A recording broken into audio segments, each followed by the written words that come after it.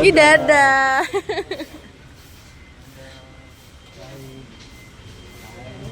Hai. Tai itu hai.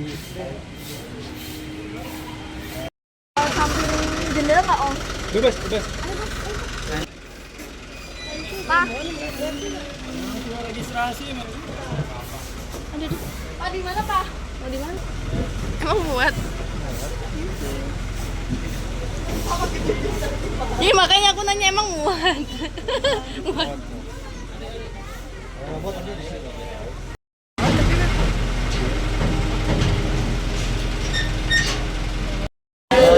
Baik ya, minal aidin wal faizin, mohon maaf lahir dan batin. Mohon maafin ya. Iya, walaupun kita baru kenal, tapi tetap saling memaafkan di hari yang fitri ini ya. Oke, terus kita lanjut lagi ya. Nah, teman-teman memilih hari ini itu apa karena rutenya atau karena pas dapetnya? Rutenya ya, jadi memang hari ini tuh rutenya kemana sih? Ke Kota Tua. Ya, rute kita ke Kota Tua Cirebon. Jadi Cirebon itu punya Kota Tua ya. Teman-teman tahu nggak kegiatan ini kolaborasi antara siapa ya dengan Cirebon History. Jadi ini yang betul adalah Kris, bukan Kiuris, bukan Kiris. Ya, tapi Kris.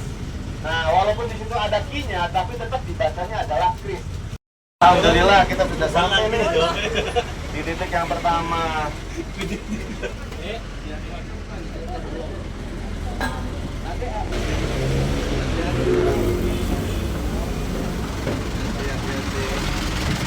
Ini adalah sesuai dengan tema kita hari ini. Adalah temanya sejak kolonial Belanda ya. Jadi ini otomatis warisan dari era kolonial Belanda. Secara ini gedung ini usianya sudah ratusan tahun teman-teman. Dan merupakan juga dijadikan cagar wilayah kota Cirebon teman-teman seperti itu. Seperti tertera pada plakat yang di atas. Nah di atas kan ada plakat tuh teman-teman ya. Iya. Ada yang kelihatan nggak teman-teman tulisannya? Itu bahasa Belanda ya teman-teman. Mungkin sepintas ada tahunnya tuh 1880 ya. Tahunnya itu 1880 sesuai dengan pembangunan dari gereja Santo Yusuf. Jadi gereja Santo Yusuf ini selesai dibangun tahun 1880 teman-teman. Coba dihitung udah berapa tahun sampai tahun 2026 kira-kira. Jadi sesuai plakat yang di atas didirikan tahun 1880.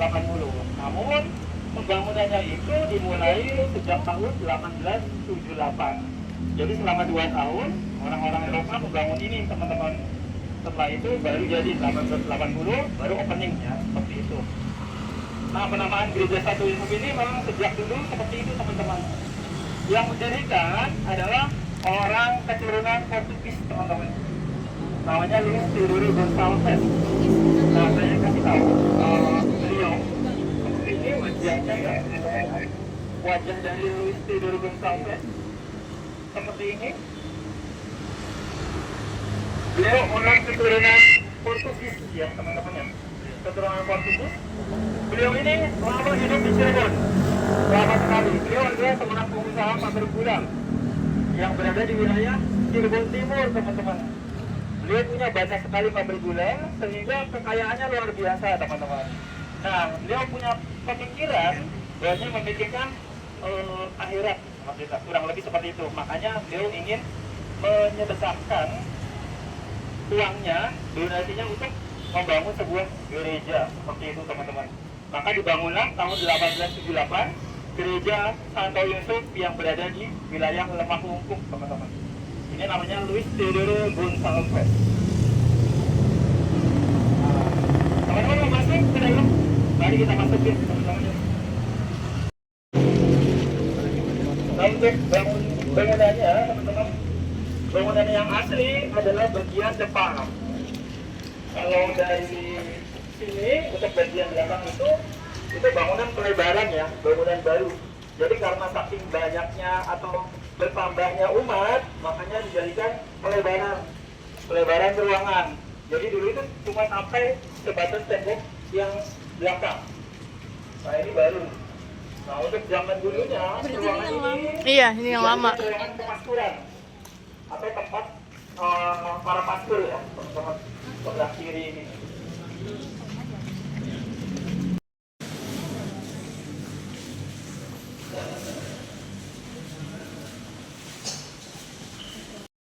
Dilanjut dari tadi cerita di awal, kita cerita yang bagian dalam ya teman-teman ya.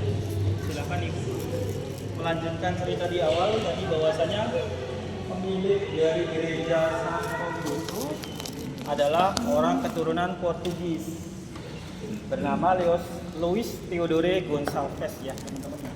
Beliau usia 19 gula teman-teman yang ada di wilayah Cirebon Timur. Ada pabrik gula Ciledug, Sukosari, kemudian Kalimaro dan sebagainya teman-teman. Tapi sayang, pabrik gulanya sudah selesai, sudah tidak ada lagi, tidak ada jejaknya teman-teman. Sudah rata dengan tanah dijadikan pertokoan modern seperti itu teman-teman. Nah, beliau dimakamkan di sini, Luis Theodore Gonçalves ini di daerah Pronggol. Tahu daerah Pronggol ya teman-teman? Tahu. Jadi di daerah Pronggol itu dulu ada sebuah pemakaman umum orang-orang Belanda teman-teman. Jadi sangat besar sekali pemakamannya di daerah Pronggol. Nah, beliau dimakamkan di situ. Tapi sayang, pemakamannya sudah hilang jejaknya teman-teman, tidak ada lagi. Sekarang saat ini dijadikan sebuah sekolah namanya SMA Negeri 8 Kota Cirebon. Jadi buat teman-teman alumni SMA Negeri 8, sekolahnya itu berdiri di atas pemakaman orang-orang Belanda. Ada alumninya nggak? Nih. Oh, iya. Pernah dengar ceritanya nggak? Iya tahu aja cuma nggak tahu.